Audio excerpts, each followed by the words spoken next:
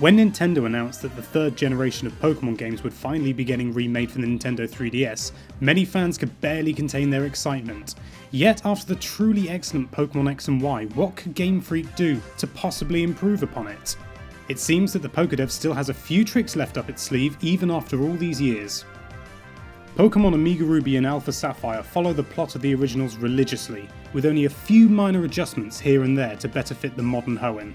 Depending on which version you play, the plot follows the nefarious deeds of either Team Aqua in Sapphire or Team Magma in Ruby, as they attempt to bring about a new world that is more hospitable for Pokémon. Those who love dressing up in different outfits in X and Y may be disappointed, as there are no options for customizing yourself in these titles.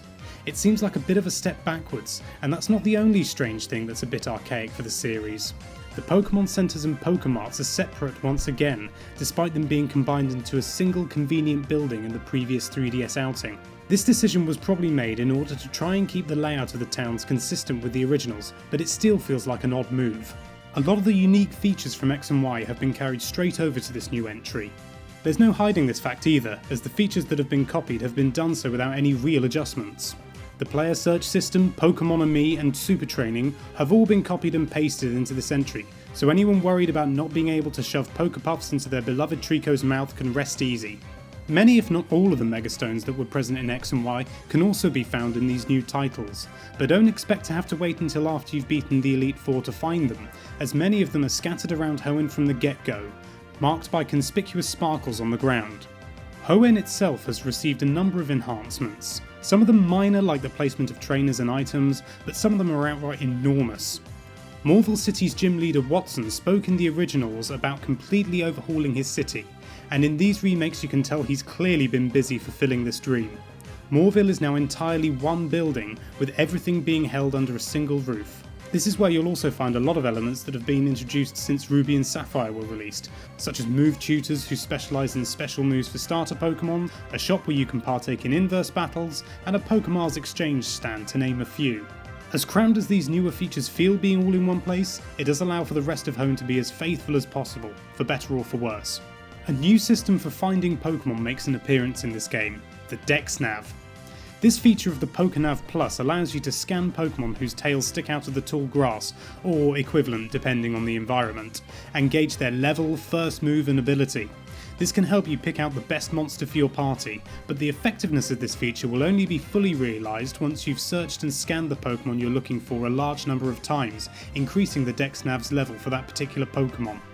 Of course, in order to make sure you don't scare these Pokémon away, you'll have to make use of the new sneaking mechanic. By pushing lightly on the circle pad, you can creep towards your hapless victim and catch them unawares. If you run or even walk at full speed, you'll scare them off, but that's not all sneaking does. By sneaking, you actively lower your chances of bumping into a wild Pokémon in the grass, so if you're trying to get back to a Pokémon Center with a very weak party, you can use this feature to try and slowly make it back in one piece. Pokémon contests reappear as contest spectaculars, and largely function in the same manner as they did in the originals. You submit your Pokémon and select moves in order to try and win over the crowd as much as possible, or cause your opponents to falter if they're getting a bit too big for their boots. They offer a distraction from the main game and allow you to show off your Pokémon in front of an audience, but ultimately the biggest issue is the moves. Each move has its own in-contest effect and type, which are necessary to make the most of if you want to win. But unless you get a separate group of monsters for these contests, you're going to be stuck with the moves you chose for their potency in battle, which may very well not be best when it comes to a contest spectacular. It's a fun little thing to do on the side, but the excitement is fairly short-lived. Luckily, these don't impede on the main game whatsoever and are entirely optional, so if you're not interested you can simply walk right by them. You'll also recognise that the secret bases have returned, only this time they're referred to as super secret bases. These are basically the same as before, only this time you have the option to download other people's bases through various means such as QR codes. Once you've got a handful of bases at your disposal, you can play some fun little minigames with them such as Capture the Flag. Like the contest, these are a completely optional part of the game, so you can simply ignore them if they're not your thing. As far as the battles themselves go, it's the same affair as in X and Y. The models all look utterly gorgeous, the battle animations are excellent, and the mechanics are intact. There is the addition of the new Mega Evolutions, and whilst these are just as enjoyable as the Mega Evolutions from X and Y, they don't bring anything particularly new to the table. This is the case in order to allow Omega Ruby and Alpha Sapphire to communicate seamlessly with X and Y. If you're planning to trade or battle with someone with X and Y, you'll have to adhere to the rules in your opponent's game, which means you cannot use the new Mega Evolutions or trade Pokemon holding any of the new items. The frame rate is still a little spotty when bringing in larger monsters, especially with the 3D on, but it's easily forgiven when seeing just how gorgeous and smooth the Pokemon themselves look on a system as limiting as the 3DS. Without a doubt, the most impressive new feature is the new Soar ability, which functions very much like the fly move that would allow you to instantly jump to towns you previously visited. With Soar, you actually get to control the flight path from a third-person perspective, and see the whole of Hoenn from atop the Latias or Latios you've befriended.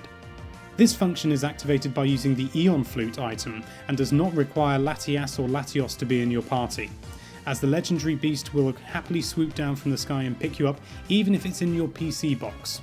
Once you're on the beast's back, you'll activate your Mega Bracelet and shoot off into the sky on the Mega Evolution of your game-specific legendary Pokemon, accompanied by some absolutely spectacular music as you do so. Soaring renders fly completely obsolete, as not only can you land in towns and cities, but also any route or landmark you visited before.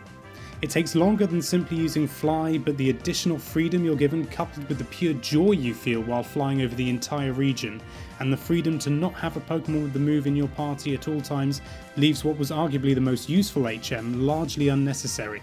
Ruby and Sapphire were known for having an absolute wealth of extra content that you could access once you'd beaten the main game, and these remakes are no different. All of the old content is thankfully still here, and using the new Soar ability you can access numerous new areas that were previously nothing more than nameless islands on the main map, as well as the ominous mirage spots. We won't go into too much detail for the sake of spoilers, but suffice to say that it's enough to keep you going for a very long time, and expect to see lots of legendary Pokemon. Overall, Pokemon Omega Ruby and Alpha Sapphire feel very similar to Pokemon X and Y as you might expect, but the story and environments you encounter feel, despite the fact that they are remakes, very fresh and unique. They're not an extensive upgrade from their other 3DS counterparts, but any Poké fan who's played one of the series remakes in the past knows that expecting an enormous upgrade is a fool's errand. These titles should be considered as games that belong alongside X and Y rather than successors. They've successfully surpassed X and Y, however, by building on the tremendous features available on the 3DS and pushing new ideas such as the Soar ability. Pokemon Omega Ruby and Alpha Sapphire are a must-buy for any Poké fan, even if you already own X or Y.